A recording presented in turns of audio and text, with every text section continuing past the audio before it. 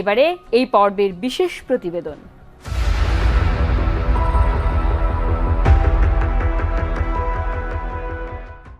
আওয়ামী লীগের কার্যক্রম নিষিদ্ধ হওয়ায় দলটির নেতাকর্মীদের গ্রেপ্তারে আর আইনি জটিলতা নেই বলে জানিয়েছে পুলিশ। এতদিন নিষিদ্ধ ঘোষণা না থাকায় অনেক সময় মাঠ পর্যায়ে গ্রেপ্তার নিয়ে দোটানায় থাকতেন কর্মকর্তারা। এখন আর সেই বাধা থাকছে না।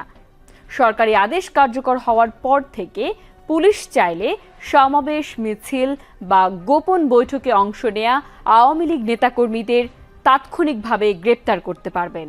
এদিকে ওয়েবসাইট, ফেসবুক, ইউটিউব সহ আওয়ামী লীগ ও এর অঙ্গ সংগঠনের বিভিন্ন প্ল্যাটফর্ম বন্ধে বিটিআরসিকে চিঠি দিয়েছে সরকার। সন্ত্রাস বিরোধী সংশোধন অধ্যাদেশ 2025 এবং সন্ত্রাস বিরোধী আইন 2009-এর ধারা 18(1)(a) প্রদত্ত ক্ষমতাবলে আন্তর্জাতিক অপরাধ ট্রাইব্যুনালে বাংলাদেশ আওয়ামী লীগ এবং এর সকল অঙ্গ সংগঠন, সহযোগী সংগঠন ও ভ্রাতৃপ্রতিম সংগঠনের নেতাকর্মীদের বিরুদ্ধে বিচার কার্য সম্পন্ন না হওয়া পর্যন্ত দলটি এবং এর সকল অঙ্গ সংগঠন, সহযোগী সংগঠন ও ভ্রাতৃপ্রতিম সংগঠনের যাবতীয় কার্যক্রম নিষিদ্ধ ঘোষণা করেছে সরকার।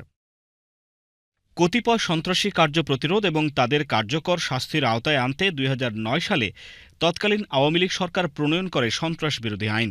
গত বছর ক্ষমতাচ্যুত প্রধানমন্ত্রী শেখ হাসিনার পতনের দাবিতে ছাত্র জনতার গণ আন্দোলন যখন তুঙ্গে, তখন এই আইনের 18(1) ধারায় জামায়াতে ইসলামী এবং ইসলামী ছাত্র শিবির সহ সব অঙ্গ সংগঠনকে রাজনৈতিক দল ও সংগঠন হিসেবে নিষিদ্ধ ঘোষণা করে সরকার।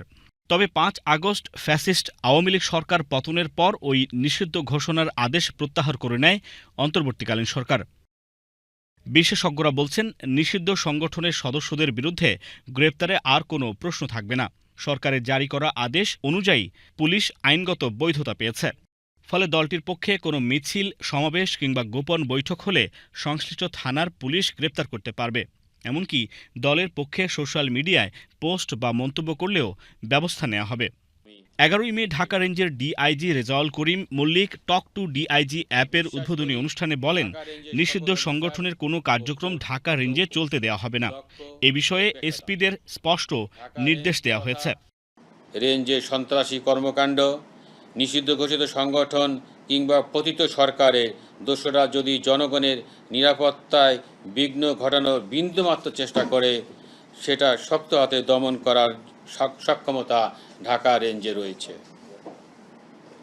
আমার অধীনে এসপি ওসিদের নির্দেশ দিচ্ছি, নিষিদ্ধ ঘোষিত কোনো সংগঠনের কর্মকাণ্ড আপনার এলাকায় চলবে না। বৈষম্য বিরোধী ছাত্র আন্দোলনে যারা দমন পীড়ন করেছে, যাদের বিরুদ্ধে সুনির্দিষ্ট অভিযোগ রয়েছে, মামলার তদন্তে যারা দোষী, যারা দোষর হিসেবে পরিচিত, তাদের গ্রেপ্তার করার জন্য আমি নির্দেশ দিচ্ছি। আওয়ামী লীগের বা মূল সংগঠন যেটা বাংলাদেশ আওয়ামী লীগ, অথবা বাংলাদেশ আওয়ামী লীগের কোনো অঙ্গ সংগঠন বা সহযোগী সংগঠন, সেটা যুবলীগ, ছাত্রলীগ বা তাঁতি লীগ বা যে দলই হোক না কেন, তারা কোনো ধরনের কোনো সভা, সমাবেশ, মিছিল, মিটিং করতে পারবেন না। যদি তারা অনলাইন বা অফলাইনে এরকম কোনো কার্যক্রম করেন, এটা শাস্তিযোগ্য অপরাধ হবে এবং সেটি সন্ত্রাস বিরোধী আইন 2006-এর 6 ধারা অনুযায়ী এটি পুলিশ যে কাউকে গ্রেফতার করতে পারবে, তার বিরুদ্ধে মামলা করতে পারবে, তার বিরুদ্ধে অভিযোগপত্র দাখিল হতে পারবে, তার বিরুদ্ধে মামলা বা তার বিরুদ্ধে বিচারের আওতায় তার শাস্তিযোগ্য অপরাধ হতে পারবে। এটি হচ্ছে মূল বিষয়। ইতিমধ্যে আওয়ামী লীগ ও এর সব অঙ্গ সংগঠন, সহযোগী সংগঠন এবং ভ্রাতৃপ্রতিম সংগঠনের অনলাইন প্ল্যাটফর্মগুলো বন্ধে পদক্ষেপ নিতে শুরু করেছে সরকার। এগুলোর website, Facebook, YouTube, TikTok, Telegram, এক্সের অ্যাকাউন্ট ব্লক করতে বাংলাদেশ টেলিযোগাযোগ নিয়ন্ত্রণ কমিশন বিটিআরসিকে চিঠি দিয়েছে জাতীয় সাইবার নিরাপত্তা এজেন্সি। এনসিএসএ থেকে বিটিআরসিকে চিঠি দেওয়া হয়েছে। চিঠিতে দুটো কম্পোনেন্ট আছে। একটি কম্পোনেন্ট হচ্ছে বাংলাদেশের বিভিন্ন সোশ্যাল মিডিয়ায় যে তাদের যে প্রেজেন্স, সোশ্যাল মিডিয়া হ্যান্ডেলগুলো বন্ধ করার জন্য টেক প্ল্যাটফর্মগুলোকে অনুরোধ জানানো হয়েছে। আরেকটা হচ্ছে যে তাদের যে ওয়েবসাইটগুলো আছে, সেই ওয়েবসাইটের ঠিকানাগুলো ব্লক করার জন্য। তো আমরা দুটো কম্পোনেন্ট একসাথে একটা চিঠিতে বিটিআরসিকে এনসিএসএ থেকে জানানো হয়েছে এবং আমি যতটুকু জানি যে বিটিআরসি একটা উদ্যোগ নিয়েছে। এই উদ্যোগের ফলে যে ওয়েবসাইটগুলো আছে সেগুলো ইতিমধ্যে ব্লক করা হয়েছে। তো যেহেতু নতুন সাইবার আইনে বলা হয়েছে যে সরকার যদি কোনো কিছু ব্লক করে তাহলে সরকার সেটা প্রকাশের বাধ্যবাধকতা রাখবে এবং সে মতে আমরা একটা কনফার্মেশন পেলে বিটিআরসি থেকে সেটা মিডিয়াতে এবং গণমাধ্যমে এটা আমরা শেয়ার করব।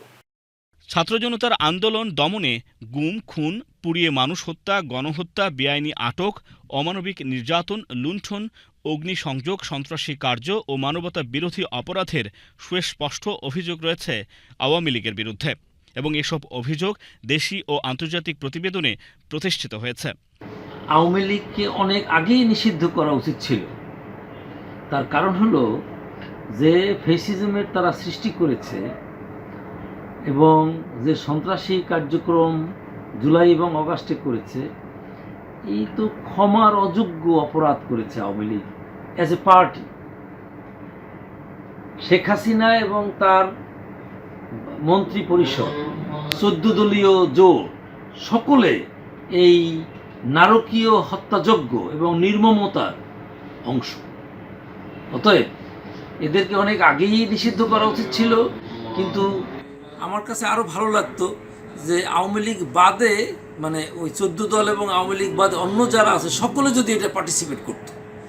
কারণ আওয়ামী লীগ নিষিদ্ধ কিন্তু আজকে নতুন না।